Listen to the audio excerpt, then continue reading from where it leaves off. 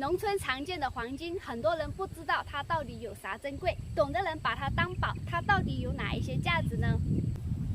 ？Hello， 大家好，多了解植物知识，可解生活烦恼。今天带大家去认识一种在农村很常见的植物。古语说它是千年锯不得板，万年架不得桥，听起来是非常的特别，实用价值跟药用价值也是非常的高。但是很多人不知道它到底有啥珍贵，那就跟着我的镜头一起去认识一下吧。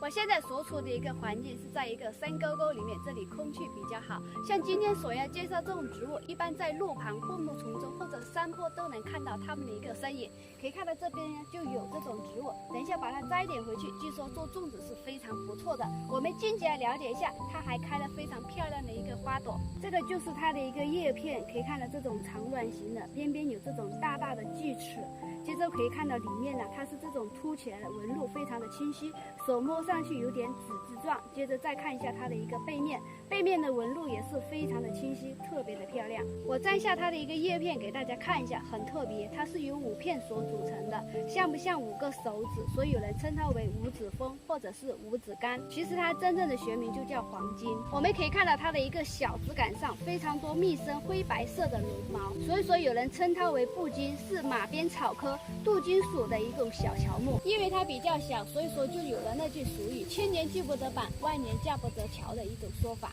黄金看着并不是很大，但是小径材密度很好，也就是材质好，可加工做一些小工艺术品漂亮的可以卖到几千块钱，所以有些人还特意不远千里下乡寻找呢。特别是到了端午节前，农村人都喜欢采一些回去，把它晒干烧灰，再用水过滤后的就叫灰水，跟糯米泡在一起可以增色增味。在客家人眼里，有黄金灰水的粽子才算是有灵魂的美食，在网上出售都要40元1斤。到了冬季，很多人喜欢自己酿米酒，也可以采摘它的一个新鲜的叶子，用来洗酒缸，洗得又干净又气味，是非常的好。除了刚刚所说的生活小妙招之外，它还有蜜源的价值。到了每年夏天的时候，黄金花开满枝头，养蜂人就喜欢把一箱箱蜂蜜放在黄金花下面，让蜂蜜去采黄金蜜，采出来的蜜可以说是农村养蜂人1年中最好的蜜了。据说这种蜜在市场上可以卖到150块钱1斤，难怪养蜂人总是说黄金珍贵。到了秋天的时候，它所结出来的籽就叫黄金籽，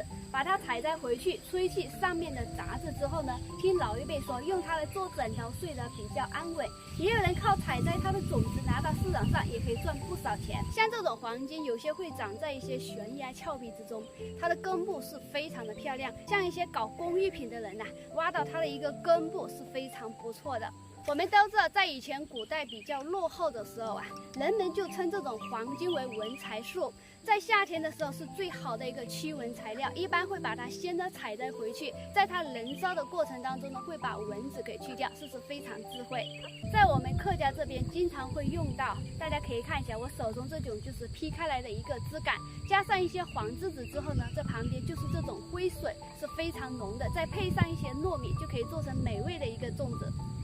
原来这种农村常见的黄金有这么多的一些好处与价值，不知道在看视频的朋友